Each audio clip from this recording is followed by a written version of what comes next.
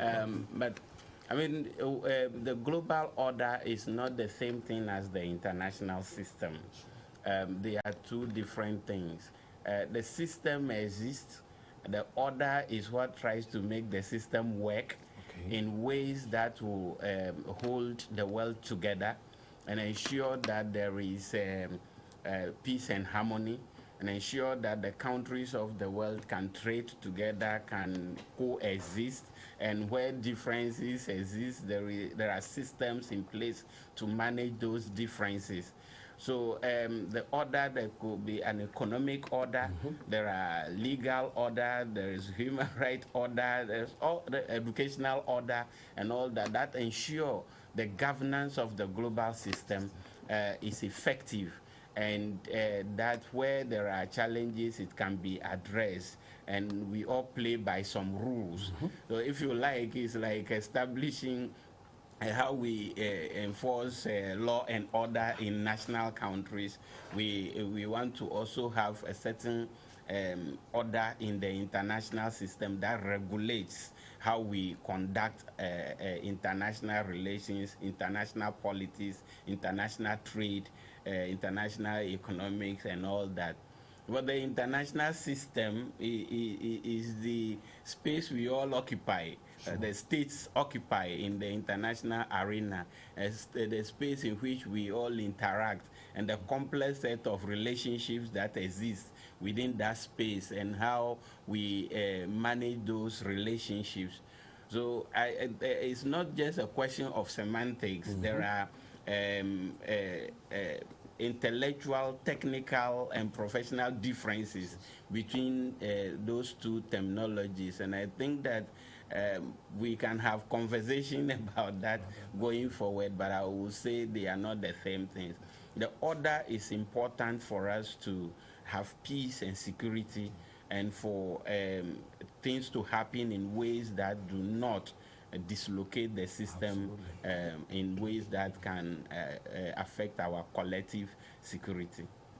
Thank you so very much. Dr. Vladimir, I think when he was talking, you were shaking your head. Is there anything you want to add to the argument? Not necessarily. I was even surprised at his dexterity and the knowledge about the difference between the system and order.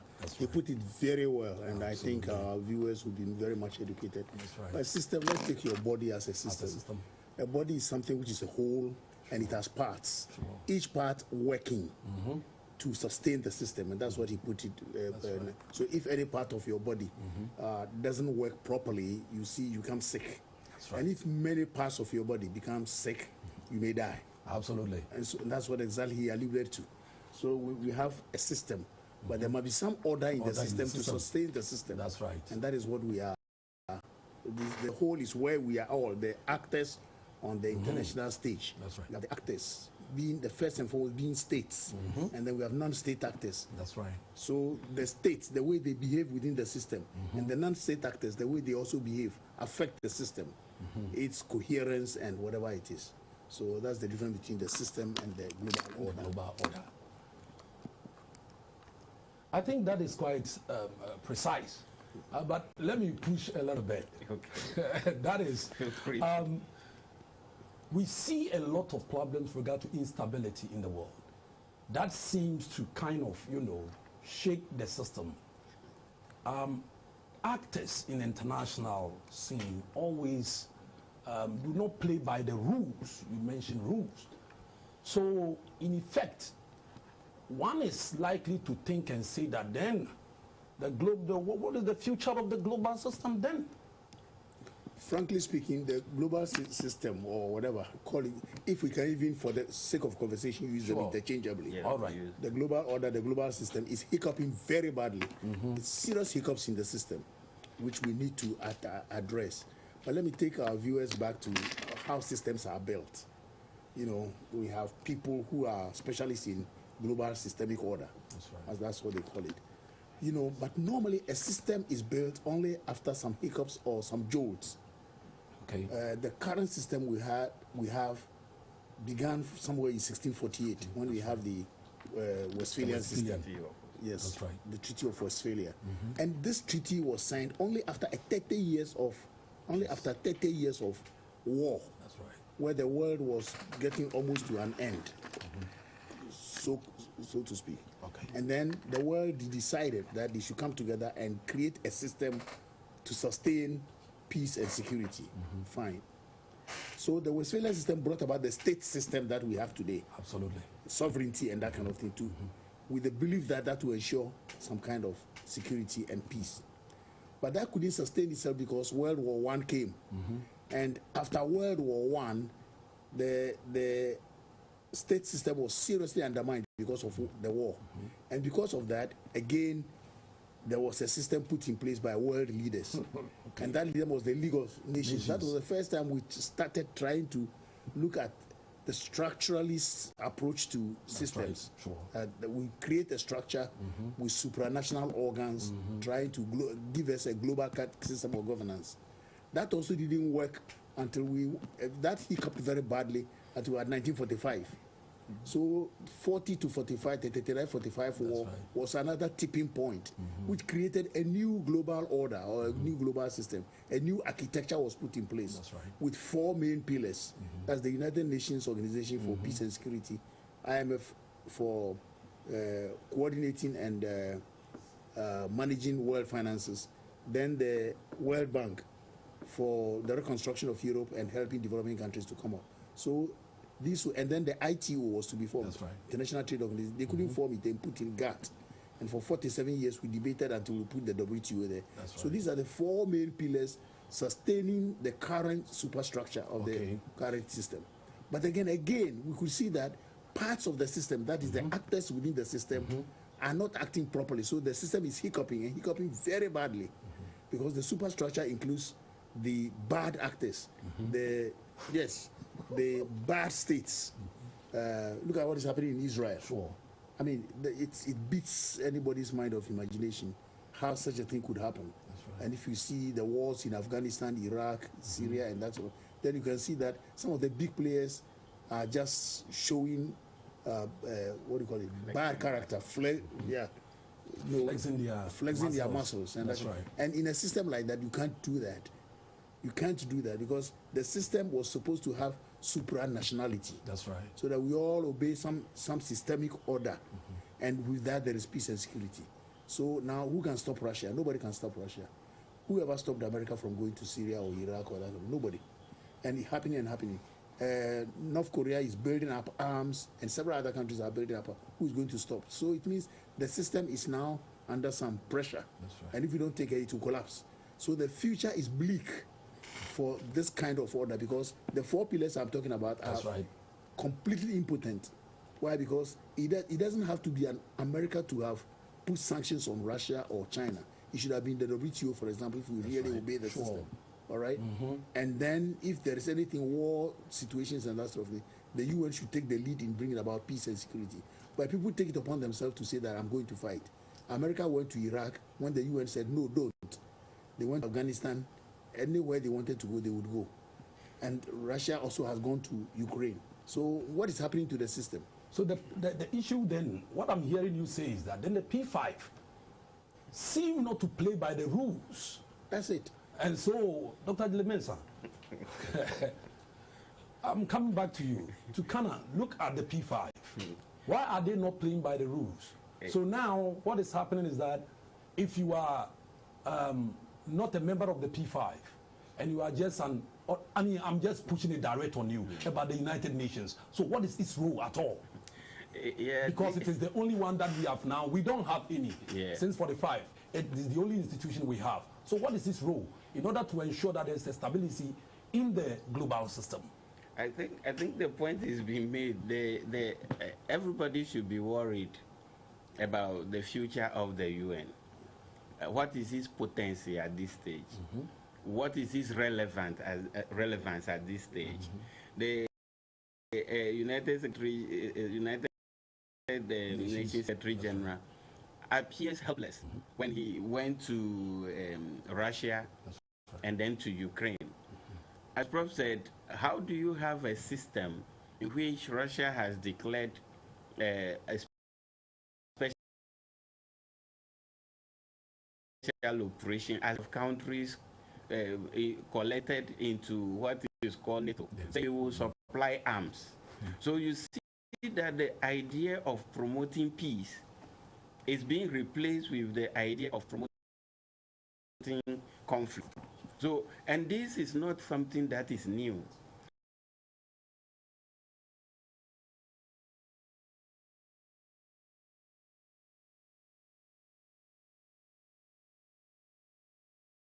So when the US got to Syria, Russia was like, this is not going to happen. So Syria quickly said, oh, big brother, come in and help us. And once Russia was there with their air defense systems and all that, nobody was going to go there, because their air defense system has the capability to bring down American planes, attack warships and all that. So what do? So the war in Syria became something like stalled, and nobody knows whether we are going or coming. And here you are in Ukraine. Now, if you look at the stories, look at how America began this whole thing by going into Panama. Okay, America started this whole thing. How do you go into a country and arrest president and go away? What happens to sovereignty, state sovereignty? And then it became the rule rather than the norm, and everybody was just doing it. Now, so if you see what is happening from China to what UK did with Argentina, and you see what Russia is doing with Ukraine. As for US, we don't have to talk about it. Look at the war in Yugoslavia and all that. So it looks as if the authority of the UN has been completely undermined. And right now, if it has to do with a country like Ghana, then the UN will be very important. I think that you rightly hit it, because I'm bringing the whole argument to Africa. Yes. I mean, we are in Africa. We want to see how this impacts us. Yeah. So Africa, you know, our sovereignty, it could be economic. So you are free now. And let me now push it on Prof. Dr. Vladimir, to go into that. How does it really affect Africa? It does affect Africa enormously. In the first place, whatever bad behavior the countries we have mentioned unleash on the world, it affects us directly. Already we are really under this, the what do you call it? Food insecurity in Africa. We mentioned several times. Sure. We are really under oil problems, you know, fertilizer problems because of this Ukrainian, whatever it is. And any time there is this kind of global jolts or misbehavior by some of the states, Africa is seriously affected. Come to think of it, that let's take Libya. Because France was so much interested in getting Gaddafi out, they led the onslaught against Gaddafi. Even though Resolution 1773 never asked for the regime change, they went in and had the regime change. What are the repercussions? The blacks or the Tuaregs who were fighting on behalf of Gaddafi is part of his legend. That's right. They then got arms and ammunition and decided to come back home to create their own land. Unresolved issue of the 60s. 1996, they raised it, and then Gaddafi took them, and peace came to the place. Now they came back. They ransacked Timbuktu, Agadez, and all. In fact, if the French hadn't come in again, they would have been in Bamako before the April of 2012. And they have created all the problems we are seeing in the Sahel area. So you see, one misbehavior of some other countries created the conditions hard for Africa. And up till now, we are unable to know how to solve it. Within that realm of instability in the Sahel, constituted by jihadists and rebels and that kind of thing, there are coups in almost every country because the governments of those countries are unable to deal with the insurgencies. And because they are unable to deal with it, what has happened that there are coups, 3 of it by last year and this year. And now even ECOWAS is unable to deal with it. So anytime there is those hiccups come, we are the people who suffer. Doc, I'm not cutting you, but let me push you here. The hiccups that comes, those who are central to it, we talk about France, we talk about the United States, even Russia. That's right. The question here is, they believe, I don't know whether as if they are entitled to it, that they have the right to enter, because most of what the guys in Africa, in terms of what leadership in Africa, it's a leadership bankruptcy, that's one, and because to them, they are dictators. So, how do they have that? Who, in a way, gave them that power for them to really make that argument? Unfortunately, for them it is a certain mentality. Since they colonized us, they still have that mentality that they should continue to be guardians. How do we break it? Unless there is that collective choice of the African continent. I've always said it. Until we are collective. Look, Gaddafi's situation is a typical example. 27 African countries voted on behalf of the U.S. and the so-called international community to get Gaddafi out. 27. And 26 voted to follow the Thabo Mbeki proposal. Okay. Can you imagine? Thabo Mbeki wanted an African solution. Only 26 African countries supported that. And 27 rather said, come on, get a guy out. Just because they are patrons, you know, wanted it that way. I hear you. Until we are very much dedicated to our own unity, our own dispensation that will really make us feel what we should feel, I tell you, there's nothing that we can do. They will continue to be our guardians. And then interrupt. Exactly. I listened to one Indian political economist was yesterday also. He was so mad that Britain had the nerve to tell India what to do when they colonized them and stole from them hundreds of years. That's right. And linked them to coal. Now Russia is cutting off gas to Europe, and now Britain wants India to see if they could get more coal. Can you imagine?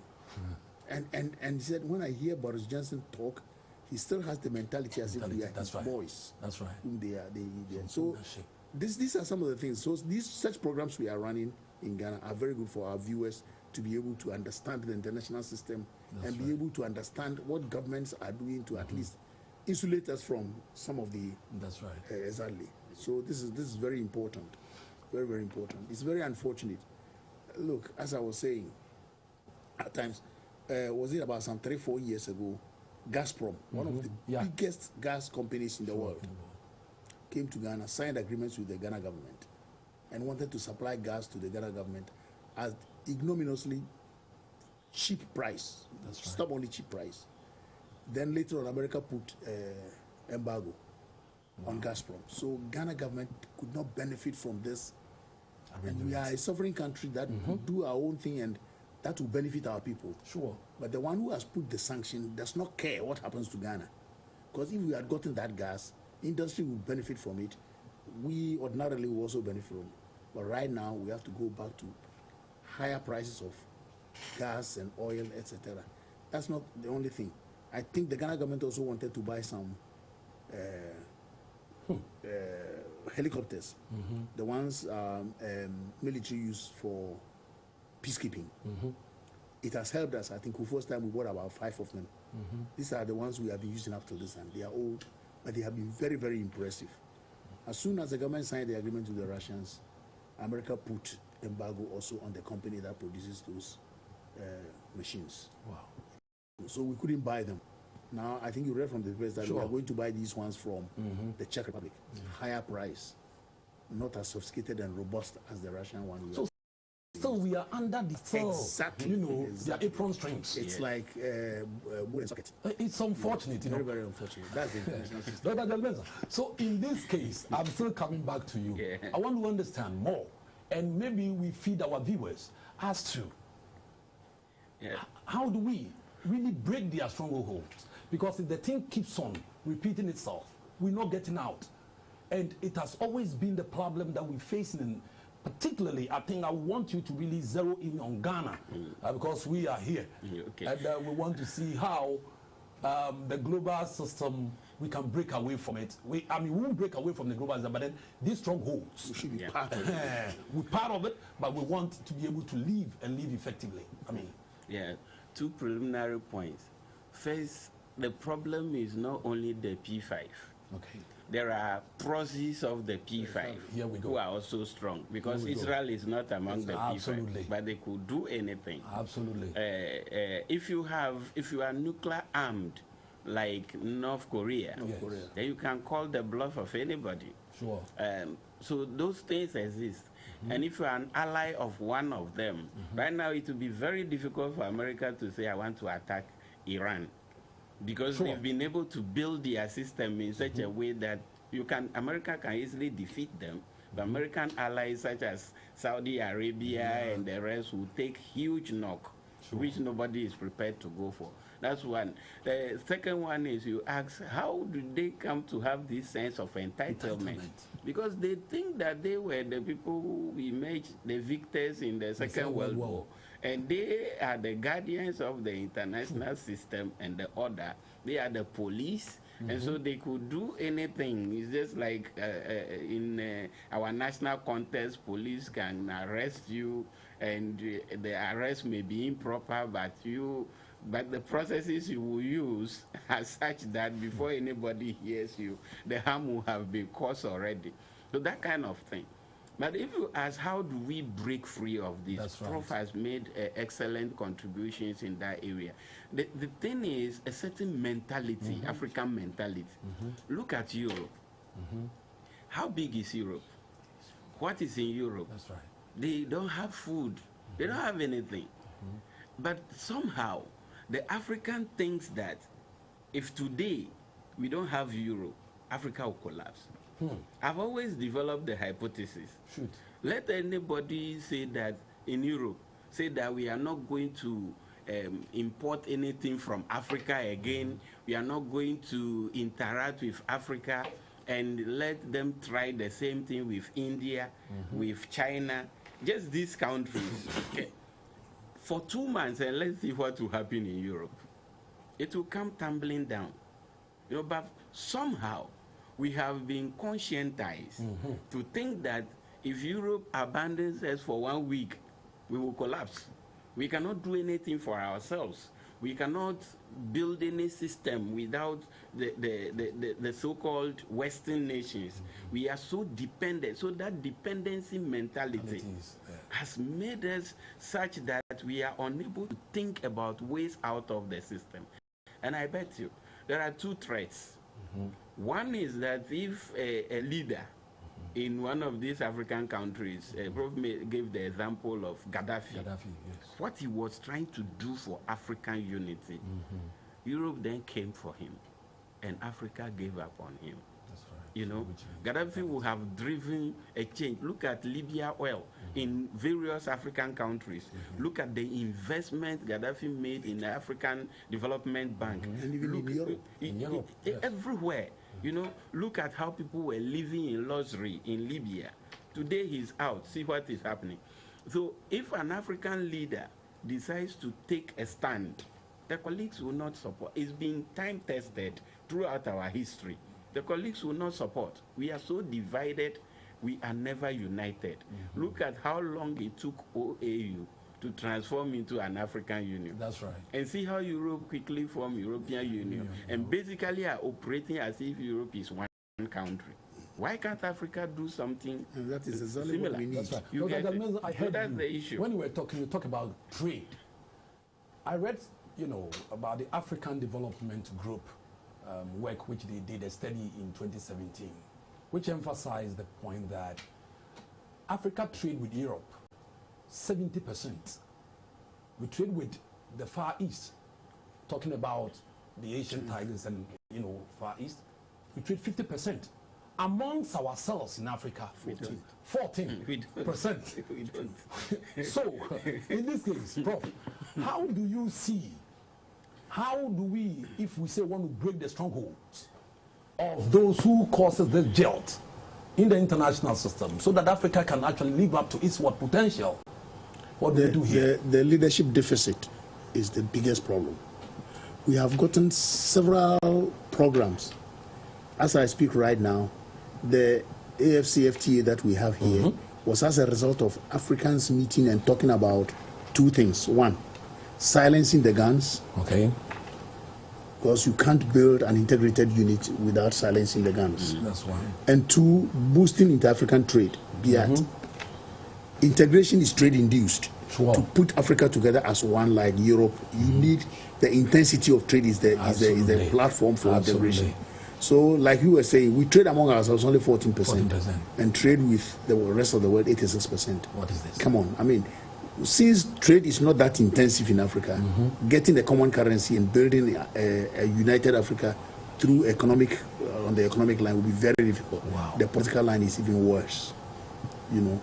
And like he said, when you have one of the leaders or a part of the leaders moving upwards and showing their neck that you can follow, I can single out one person in this on this continent, Kagame.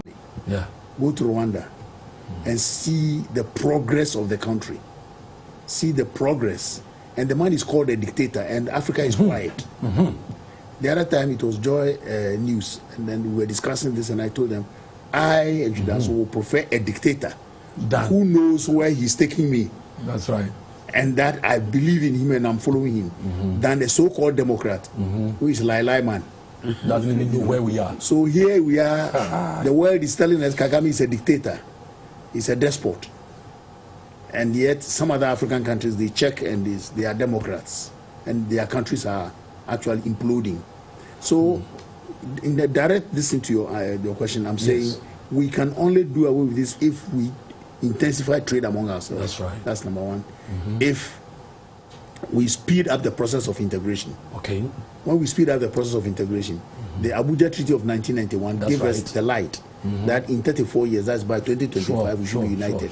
So the 5 groups should try and build themselves, like ECOWAS, ECAS, SADC, and then AMU, you know, and East African, the EAC. That's but right. None has been able to work because of this same less trade and whatnot, because the Francophone country would like to trade with France, and their CFA is more important to them than any other. So unless we get a good number of leadership, you see, African integration lacks leaders who are pushers, the one who pull them together. Europe is being pulled by France and Germany. France and Germany. You see, all problems of Europe, wars, whatever it is between France and Germany. As soon as integration came and they forgot about the wars, they are now the ones who are now leading the push. Now, where are the African countries that are pushing African integration? But I've even heard that the South Africans are quite good. When you look at the South, that is the argument being made. SADC. The SADC, no, let me. With SADC, we know that it doesn't have its strength at the moment. But I remember I've engaged you for some time ago, and you said that IKE is what you are looking for, which is the East African community. You think that that is more powerful than even ECOWAS. Exactly. So here we are. Let me engage you a little bit, and then I'll turn to you. I want that's what he does to me anyway. Yeah. So in that sense, Prof, how do you look at it from that perspective as well? Well, in order to solve all these multiple membership and that sort of thing of countries in Africa, see, DR Congo, for example, belongs to 4 of the different groups. I hear you. You know, belongs to ECAS, CEMAC, that's right, SADC, and then COMESA. In order to avoid all, that's why we have brought the AFCFTA. What we need actually is to strengthen this baby. I hear you. You know, all the countries must subscribe to this as if it is our lives depend on it. If we, and I think I doff my hat for the president for forcing to have the headquarters here. Absolutely. So there's much to gain from it. Yeah. So if we will be able to enhance the capacity of trade in Africa through the AFCFTA, get on to get the whole of Africa as one customs union, thereafter getting a common currency and trading among ourselves is not the difficulty at all. But I remember you also made that argument some time ago about the spaghetti bowl effect. Oh yes, that's the thing. So this is where the issue comes into play. Dr. Adzahlie-Mensah, how do you relate to that? You know, which is likely to probably help us, because we do have the, you know, the divisions as others. We do have on a continent. You see, I'm zeroing in on Africa because if we don't connect this to Africa, where are we? So that is why I'm spending some time on that. And I want you to throw more light on that, so that our viewers would understand where it comes from. I see telling the African story, so we need to tell the African story. I think first let me say that it's so depressing discussing these issues. And you could see it's as if we are all coming from a certain negative angle. Absolutely. But that's the fact of the matter. One, ECOWAS, single currency. How many years? And that is the fact of Africa. No one wants to work together. And if we don't work together, there's no way we will go anywhere. The AU has been trying. Now we have Agenda 2063. Now, that is a vision. The question is, how are we committed to this vision? What is the investment we are making? The African giants that should lead us, the Rainbow Nation, Nigeria, they have been kind of collapsed. Egypt is there. Ethiopia, where we have the AU headquarters, is busy fighting. It stopped fighting with Eritrea, and now they are fighting with themselves, you know. So if you look at the story of Africa, it's as though we are still being, strings are being pulled from outside, and we are responding in ways that are so chaotic that our continent cannot have any refined agenda. I've always asked, see, how many years has it taken Ghana until 2020 to have a national security policy? That's right. Or strategy. Sure. Now, a country without a national security strategy is a chaotic country. Absolutely. Because you need that strategy so that your health plans can fit into it, your education plans can fit into it, your agricultural, everything can fit into it. Now, if the country hasn't had that for years, decades, then where has the country been going all this while? And you can, I bet you can, it's the situation of many African countries. Sure. So that kind of situation that we don't have a vision, like Prof said, we have leaders who don't know where they are taking us. I've always asked my students sometimes in class, are we even sure that the leadership of the country themselves know where we are going? Before we, the citizens, will be thinking of how we follow them. You see, and this is the problem of Africa. We have no vision. Ghana's national security strategy, if by our special locations we may have access to it, America's national security strategy is online. Sure. Ghana's national security strategy is a price document. Look at that. Okay. So I don't know how many academics even have seen it or even know that it exists. Sure. Okay. So if you look at the state of things in Africa, it's so pathetic that even trying to project a way out of the problem, it seems to be an impossibility. Sure. So as for the pathways out of the problem, let's unite, let's work among ourselves, let's define the agenda, let's trade among ourselves, let's get a proper education system set up. Look at Israel. What is in Israel? They built a very solid country. Take a country like Slovakia in Europe. What is there? And look at a country like Chad in Africa. Look at the things they have. That's right. And yet the country is going nowhere. That's right. So it is, the thing is that, and then you come to the citizens. Yeah. Every African citizen is dreaming of somewhere outside Africa. Anywhere outside Africa is better. Dr. Adzahlie-Mensah, let me push you again. Yeah, push me. But there's one basic thing he left out. Okay. Yes, let's unite, let's do this, let our leaders do X, Y, Z. We need also to, first and foremost, both our leaders and our citizens to understand the international system. Yes. Sure. Yes. Before you know how to live with it. To live with it. That's, sure. That's an understanding important it. point. Understanding the So international system. I think what I was going to push you was on the issue of education. Yeah. Because I see it as one key as we're talking. I can see it revolving around it. So now, tying it in with what Dr. Antwi-Danso is saying, you realize that there is a problem with regard to leadership. Yes. They are not educated enough to understand the international system, and so therefore they are just playing the ball or the game outside the actual order, if there is. So here we are. Education, education, education. Is there a way through our education system? I have made an argument somewhere that when members of parliament get into the house, they divorce academia. Not only members of parliament, I think even those in what the executive arm of government, they divorce academia. The question is, the academia is there. Why do they divorce us? where we can input them so as to be able to lead all of us to understand clearly what the international system is all about. And then now we fashion the system in such a way that we will operate properly and take our rightful place, take whatever we need. Is there a way through education? Yes, there is a way through education, but let's diagnose the problem. First, why do we have leadership behaving this way? Because they are building on a colonial superstructure that operated with a mentality that the people they are governing in these colonial enclaves were uneducated and were incapable of contributing meaningfully to governance.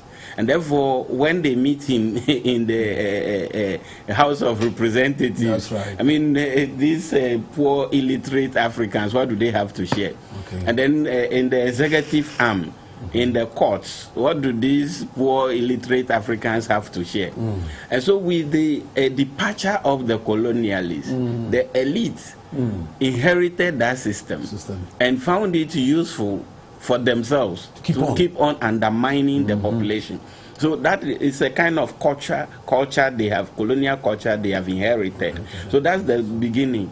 But the question is, like you said, what is the pathway out through education? First, I think that the academy itself, those of us in the academy itself, have something to do. You know, we need to find ways of bringing the ground to town. We need to find ways of interacting with policy makers. We need to find ways of producing critical concepts that elicit discussion, that generates discussion. And we need to not just write and publish in international journals that our politicians don't even read. Even some of our own colleagues who never know the papers are there to read. We need to have more engagement, policy dialogues. We need to be inviting the members of parliament, the people in the executive, the judiciary, into dissemination workshops. And I will appeal to people who are leaders of universities, the vice chancellors, the registrars, the pro-vice chancellors, and VCG needs to lead that agenda to see how they interact with people within policy arenas, to understand that the universities don't exist as silos. They exist to generate knowledge that can drive the development agenda of societies. That is one. The second part is for people who are in policy positions to understand that, see, there is a fundamental error in any society that does not thrive on its research capacity. And that research capacity should not be that you are sitting in Ministry of Education and you call your district director, provide this, and then you use that as the basis for generating knowledge. They need to be purposively established and facilitated think tanks. If you go to a country like UK, the ERC is there. Economic Research Council. And then you have different research councils that give money to institutions of higher learning and education to do research that is meant to generate knowledge for policy actions. That needs to be done. I think some time ago a debate started like that. It ended differently. But there is the other part. What kind of education system are we operating? That's the point. Now, how many Ghanaian universities, even in the liberal studies courses, have courses that expose students to the international system? That courses that discuss even the African system. Courses that help people to appreciate the ways in which the international system functions. So that is the issue. And you see, the worst of it all is that we have for example, in Ghana, the scholarship secretariat through Get Fund or whatever fund that sponsors people to go out. One of them is me. You go out to study, and there's no national agenda connected to your sponsorship. When you come, what is the nation expecting to benefit from you? Nobody has that. So it's a broader level conversation that needed to be had. And I think that somebody somewhere need to ask the question, what is education for in our countries? That's right. Why are we having all? It's not just for human capital development. Everybody knows that. Sure. So developing human capital for what? If you look at the debate and discussion now, and I think it's shifting a bit, the discussion is, okay, how are people coming from the universities fit for the world of work? But it's not just to be fit for the world of work, but it's about what skills do they possess to drive change in society, to drive innovation in society, to bring about new ways of doing things, to challenge the status quo. That's right. Okay, so this lack of thinking for the education system is the bane of our problem. And if we as a result of that, we may have a minister for foreign affairs who may not, if you watch some other countries, see some of the great countries we know, the minister of defense will be a technocrat. Technocrat means must be somebody experienced in the issues of defense. Might be an army general or an intelligence operative or police senior police chief or something, because they know what they want to do. They need somebody who is respected in that community to lead that community with an understanding of the community, and that person knows his or her own deficit, and they find ways of linking that person with those who generate the knowledge, so that you can drive change. If you see ministers, so you can, in our parts of the world, you can pick me tomorrow. I may be interested in education, security, and all that. And you pick me as a minister of health, and I'm there. And you ask the question, so no, is there supposed to be a political drive? But what if? I want you to hit the point there. Wait, I'm giving it still to you. I'm seeing it because it has always been made. An argument has been made that, with the exception of the Attorney General, that you need specific individuals who have done some have legal backgrounds. All the others, you know, this a notion or a perception, anybody can live, that anybody can be anywhere. And that's the problem we have. Yes, because that's what I'm saying. I want you to speak to that as you are arguing the point. So if you know that when it comes to the legal regime, you need somebody who understands that area to lead it. Then why? And what deceives you? That's right. Yes, that's the issue. That's right. So if you pick a minister for national security who doesn't understand national security, the principles, the ways and means, and how it is done, and you put the person there, you can be sure that even the security actors will be frustrated at some point, because they are saying, see, this is needed.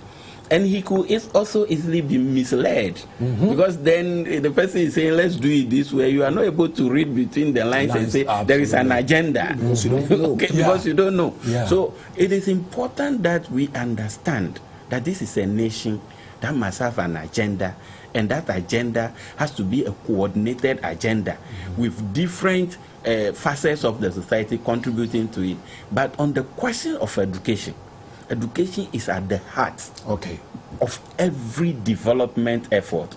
And so the kind of education system you operate, the content of that education, the quality of people delivering it, and the system that is driving it, and the agenda that is set as purpose for that education is fundamental. Once you get it wrong, you are gone. And for the number of years myself and you have read about education in Ghana, we've always come to the conclusion that they say every reform, Kufuor had review of review of reforms. Even today, people will come to the conclusion the education system is bookish. So we've always known that it's bookish, and we've always struggled to make it relevant. And we have not established the criteria for relevance, and that must be addressed. Dr. Antwi-Danso, before you come in, I know you have your thoughts on that, but I'm adding something, probably as you go through your thoughts, then I'll talk about it. There are other people in our part of the world, in fact, in our world, who argue that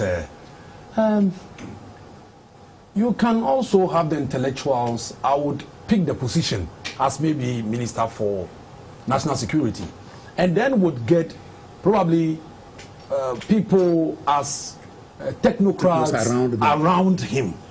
And that could also be, because it looks as if that is the system we are operating currently. But it looks as if it has a hole in it. Yes.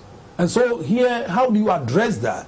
Because I wanted you to add your voice to it. No, almost everybody in this country knows my position on this. I've always said that a country led by technocrats progresses far better than countries led by politicians who want to promise heaven and will not deliver even hell. That's the thing.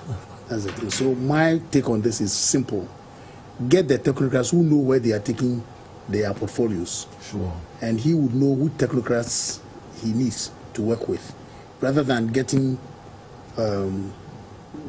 somebody who is a good politician and who would want to tell the boss what the boss wants to hear. But the technocrat who is there wants to deliver.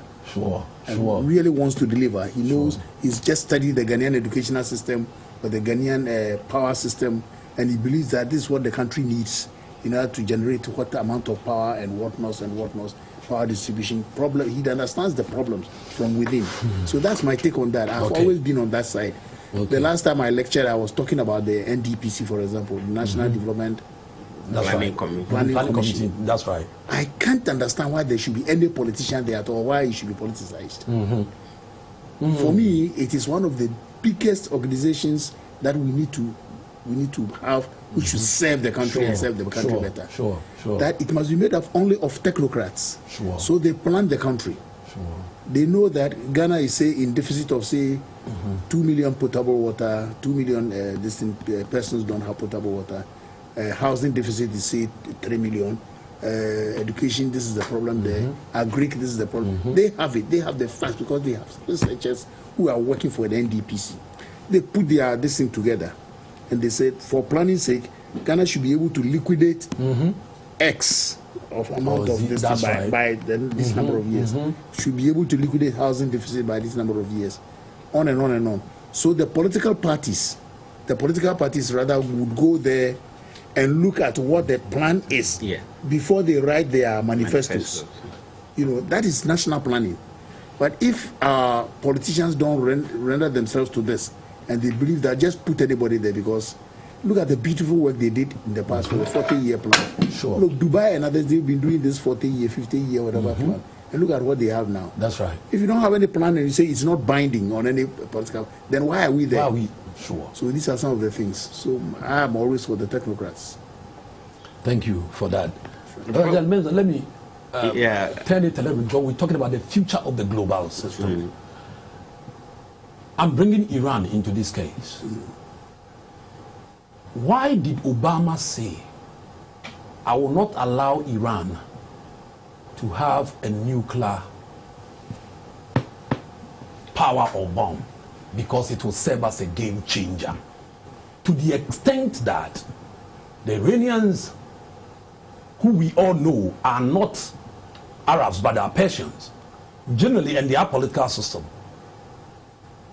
a sovereign nation says, I want to pursue this for agricultural purposes, whatever purposes they want to pursue it, because we know that others who are actors of the global system, who come actors of the global system, are being permitted, others are not being permitted. So then where is that thing? It's very simple. You answered it yourself when you said Obama said it would be a game changer. You know, at least it has been known that nuclear weapon as a deterrent measure has worked very well in the global security system. And so allowing Iran to have it would mean the security of Israel is jeopardized, and the other states like Saudi Arabia, who are allies to America, will have their security jeopardized. So they are only pandering to their base. Security, you know, has no morality. Where security is concerned, and I've been telling people that if the Pope were the president of Russia, he would have done what Putin has just done. Because in security, it's like, you know that something is going to affect you, you stop it in the back. So America, Obama answered your question, that it will be a game changer. If you don't believe it, look at North Korea. When we say it's a pariah state and does not care, the man is what do you call it, apocalyptic, and he doesn't think straight. We insulted him left and right. Sure. And he was still piling up. He fired 7 of them. Recent, yes. Fired another 7. The 14th one, it was estimated that it could reach Guam. Okay. And Guam is the center of America's what do you call security arsenals. Right. Guam means it could reach Seattle. Guam means also it could reach San Francisco. Sure. Which means this guy can just hate America. Hate America. And can you imagine, as soon as he was able to fire the 14th one, the question 14, right? Yeah. Then Trump, what did Trump do? Trump said, let's talk. But before then, Trump had said, I'm coming with fire and fury. That's right. Where was the fire? Where was the fury stopped? The fire didn't light, and he had to go to Korea to go and talk to this midget man. And that's wow. Yeah. So it's a game changer. It is. You know, it's a real game changer where security is concerned. Yeah. That's why Obama didn't want to see a regional hegemon. That's right. Who has nuclear arsenals. You know, Israel is their baby whom they have to protect. Saudi Arabia, they have to protect. So that's the basic reason why they don't want. And again, we have this NTP, another regime, the non-proliferation treaty. That's right. And so, if the international system were working well, then those who didn't have it don't have to have it, and those who have it don't have to teach others to have it. Okay. But we broke that. Okay. We gave the technology to Israel; they have it. Israel even gave it to South Africa, South Africa. Right. Sure. France has been giving it to several other countries. That's right. You know, so it's like the NPT never worked. When we were there. India and Pakistan went out of it, and you know they test fired 7 each. Okay. To show that they also have it. Okay. So that's the reason for it. So we've been told that at least we have 1 minute each to wrap up. The future of the global system. Dr. Adzahlie-Mensah. One, Prof said, and I agree, that is bleak, and I will say unpredictable at this point. Anybody can do anything. Sure. If you look at what is happening in the Ukrainian-Russian scenario, we don't be surprised if we wake up tomorrow and there is a world war, because Russia will not sit down for these Western nations to be arming Ukraine and all that. You asked about the nuclear issue. Why were they helping Ukraine to acquire nuclear weapons at the nose of Russia? Russia will not accept that. And all it will take is for Russia to bomb somewhere in Poland, which they are using as the entry point into Ukraine. And then the other nations have to respond. And voila, we are in there. So it's unpredictable. We don't know where we are going. Is the nuclear question, the game changer thing, is the reason why Ghana has Atomic Energy Commission. Right. We never got nuclear. But any developed country on this earth thrives on nuclear energy. It drives development, it drives your technology, it drives your industry. With hydro and all this, we are going nowhere. So it is important that we put these things in context and know the future is in our hands. Thank and you how so you very play much, it will depend on where you go. Well, basically, I will stress the international system as it is today it has no future. The future of it is ending, and the end of all the jolts that come into every international system creates a new system. It can be war that creates it. I gave you the chronology of it. That's right. Or it can be anything. What I see today is that the West erroneously thought that they had won the Cold War. And therefore they can now spread their values throughout the world. And that is what Samuel Huntington warned us. It is a clash of civilizations. Absolutely. And that clash, as we see it, is now leading on to many other things. If we don't stop this clash, and the West is bent on forcing its values throughout the world and making, like, nobody has made America the gendarme of the world, but he's taking it upon himself. And intellectuals are pushing them. Fukuyama wrote, Joseph Nye, bound to it, and the likes, are pushing America to lead the world. Who gave them that? Whatever. But a leader must be fair and firm, and also moral. But if we see immorality on the side of the leader, then others will just misbehave, and that is what we have now in the international system. All too soon, we've come to the end of another edition of World View on GBC News. The experts you've been listening to To my immediate left is Dr. Vladimir Antwi-Danso, international relation expert and the Dean of Ghana Armed Forces Commander and Staff College. Dr. Vincent Adzahlie-Mensah, security expert, a senior lecturer from the University of Education, Winneba. Thank you, gentlemen. And you all viewers, thank you so very much for staying over to listen to us. I'm Appiah-Marfo. Good night.